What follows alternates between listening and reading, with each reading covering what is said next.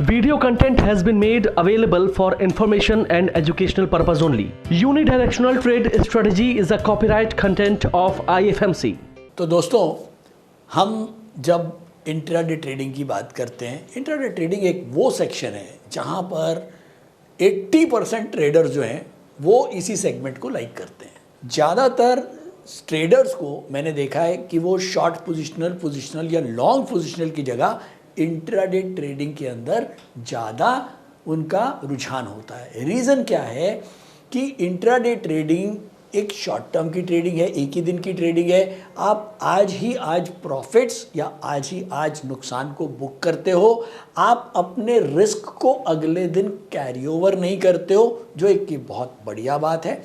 तो overall intraday trading के अंदर लोगों का बहुत ज़्यादा रुझान रहता है। अब बात ये आती है, बहुत सारे ट्रेडर्स ये कंफ्यूज रहते हैं कि सर इंट्राडे ट्रेडिंग मुझे करनी तो है और मुझे जीतना भी है, अब इसके लिए मैं क्या करूं?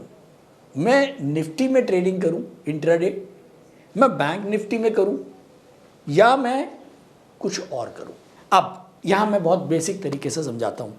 इंट्राडे ट्रेडिंग का मतलब है game of probability. Intraday trading के अंदर कोई भी हिंदुस्तान में या वर्ल्ड में ऐसा कोई एनालिस्ट नहीं हुआ, ना होगा, जो कभी ये बता पाए कि एक पर्टिकुलर स्टॉक 100% बढ़ेगा।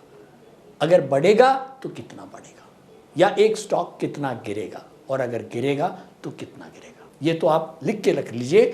अगर आपको कोई इस तरह की कोई बात बताता है तो समझ लीजिए कि आपके साथ कोई धोखा होने जा रहा है। तो ये तो किसी को नहीं पता। हाँ, अब मैंने आप अभी बात करी कि इंट्राडे ट्रेडिंग को जीतने के लिए केवल एक ही चीज़ है, गेम ऑफ प्रोबेबिलिटी। जितनी आपकी प्रोबेबिलिटी टू विन ज़्यादा होगी, उतने ही आपके जीतने के चांसेस ज़्यादा होंगे। तो आपको कोई भी काम ऐसा नहीं करना जहां किसी भी वजह से आपकी प्रोबेबिलिटी टू विन कम आ जाए।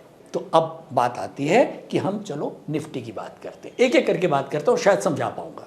दूसरी बड़ी बात, आप लोग इतना लाइक करते हो, आप लोग इतना भरोसा करते हो IFMC चैनल के ऊपर, मेरे ऊपर, तो आपका जो ये भरोसा है, शायद मेरी जिम्मेदारी या IFMC की जिम्मेदारी और बढ़ा देती है कि मैं यहाँ से, इस मंच से, कोई भी ऐसी बात ना कहूँ जो शायद मेरे स्टूडेंट्स के लिए ज़्यादा खराब हो जाए।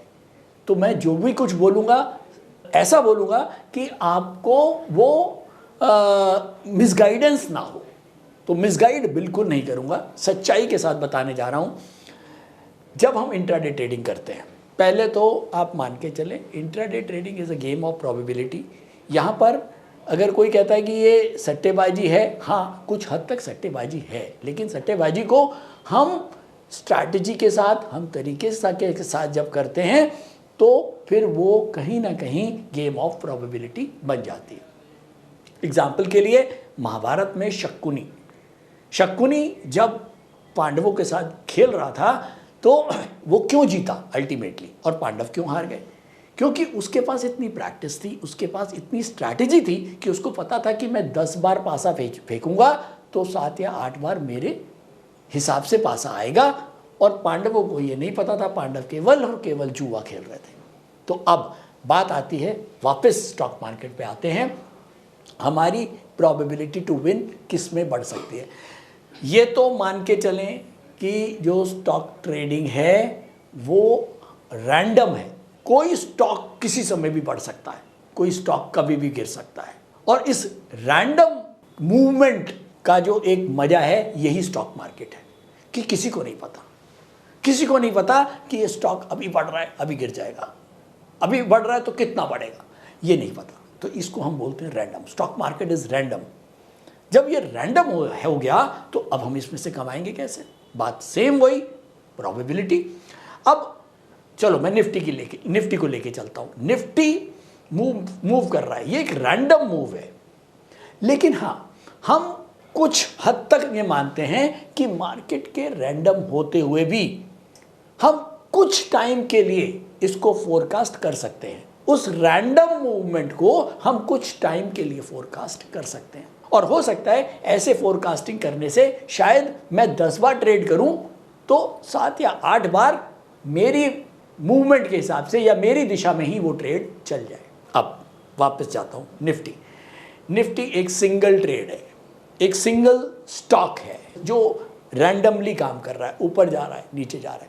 तो जब मैं केवल और केवल निफ्टी में काम करता हूँ तो मेरी प्रोबेबिलिटीज़ कम हो जाती हैं। अगर मैं इसमें कितनी भी स्ट्रैटेजी लगाता हूँ तो शायद मैं 10 में से 4 या 5 बार से ज़्यादा जीत नहीं पाता हूँ, और शायद 4-5 बार मैं जीतूँ और 4-5 बार मैं हार जाऊँ तो अल्टीमेटली मेरे हाथ पल्ले कुछ नहीं आया। हालांकि ऐसी भी कुछ स्ट्रैटेजीज हैं, अगर आप मुझे बोलोगे कि सर केवल निफ्टी की बता दो तो मैं आपको बता दूंगा,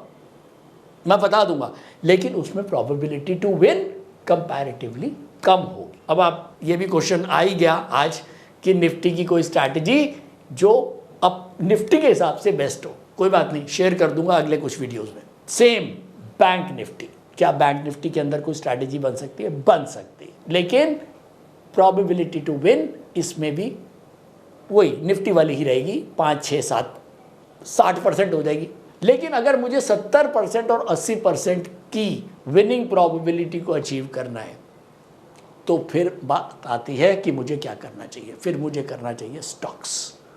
हाँ दोस्तों, निफ्टी, बैंक निफ्टी से ज़्यादा बेटर प्रोबेबिलिटीज़ इंट्राडे ट्रेडिंग के अंदर हमको स्टॉक्स देते हैं। रीज़न क्या होता है कि अगर मान लीजिए निफ्टी बढ़ रही है और मेरे को मन किया कि निफ्टी को ख़रीदना है क्योंकि निफ्टी बढ़ रही है और मेरे चांसेस मुझे निफ्टी में लग रहे हैं कि निफ्टी बढ़ेगा, लेकिन निफ्टी अकेला स्टॉक है, वो किसी समय भी रैंडम मूवमेंट लेके नीचे आ सकता है।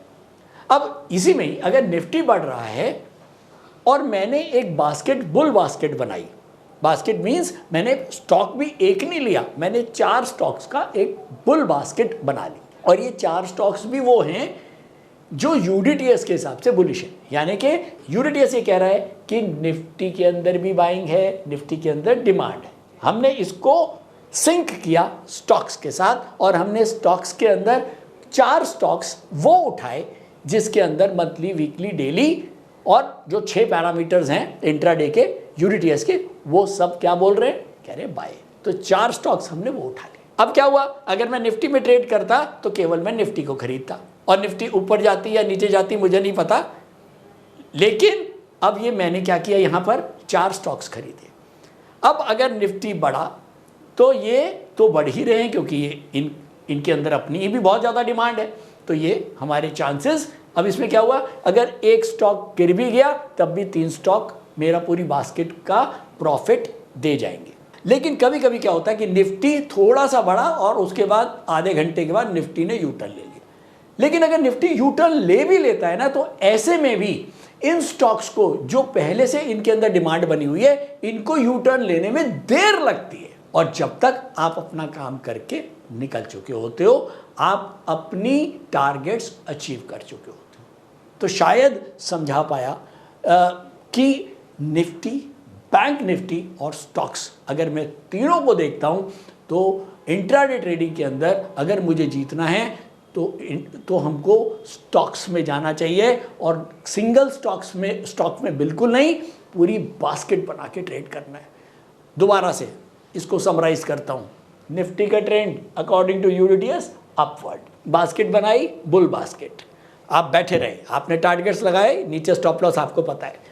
निफ्टी बढ़ता जा रहा है, 2 बातें होंगी, 2 बातें होंगी, या तो निफ्टी बढ़ता जाएगा तो आपकी बुल बास्केट के टारगेट अचीव हो जाएंगे।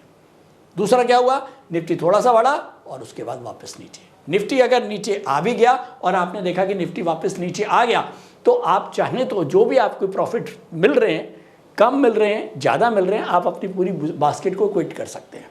लेकिन निफ्टी अगर मैंने खरीदा होता तो क्या होता है, निफ्टी मैं यहाँ खरीदता और फिर वो नीचे स्टॉप लॉस पे कटता, मेरा 100% नुकसान ही था। लेकिन यहाँ पर मेरा 100% नुकसान नहीं हुआ, क्योंकि जैसे ही निफ्टी टर्न हुआ नीचे, तो जब तक मेरे स्टॉक्स के अंदर वो निफ्टी की मूवमेंट आनी शुरू होगी, जब तक मेरे को पता लग जाएगा कि निफ्टी नीचे आ चुका है, मुझे बास्केट्स को पलट देना है। और मैंने बास्केट को पलट दिया तो मुझे जो मिला मैं अपने घर लेके निकल। तो थैंक यू दोस्तों, आज के लिए इतना ही। उम्मीद करता हूँ शायद ये समझ में आया होगा, और तैयारी अगले सप्ताह का जो ये टॉपिक था, जो हम तैयारी अगले सप्ताह में नहीं कर पाए, वो क्योंकि वीडियो हमारी बहुत लंबी हो जाती है तो शायद मैं वो प्रॉपरली आपको एक्सप्लेन नहीं कर पाता हूँ।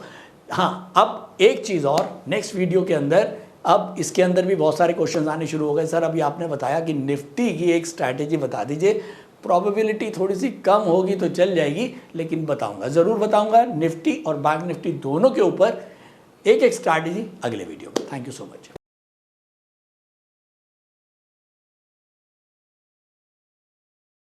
स्टॉक ट्रेडिंग के दौरान मुझे क्या खरीदना चाहिए और मुझे क्या बेचना चाहिए, मुझे कब खरीदना चाहिए और मुझे कब बेचना चाहिए, ये सवाल आपको परेशान करते हैं। तो चलिए सिंप्लीफाई करते हैं स्टॉक ट्रेडिंग को और निकालना सीखते हैं वो एक्यूरेट पॉइंट्स जहां हमें स्टॉक को बाय या सेल करना है। मेरे यानी मनीष तनेजा के साथ IFMC की यूडीटीएस स्ट्रैटेजीज से। यूडीटीएस यानी यूनिडायरेक्शनल ट्रेड स्ट्रैटेजीज, जो है हर स्टॉक ट्रेडर की पहली पसंद, जो बनाती है स्टॉक ट्रेडिंग को सिंपल, एक्यूरेट और स्ट्रेस फ्री। यूडीटीएस स्ट्रैटेजीज सभी इंटरवल्स पे काम करती है, चाहे वो इंट्राडे हो, पोजिशनल हो या लॉन्ग पोजिशनल हो। मेरे 26 सालों के एक्सपीरियंस और एक्सपर्टीज का निचोड़ है यूडीटीएस। IFMC की लोकप्रियता का राज है उसकी copyright strategies, and IFMC is unchallenged leader in stock market education. IFMC is now a school of 10 million learners, awarded twice by Delhi City Icon Awards. So let's begin UDTS online course by IFMC.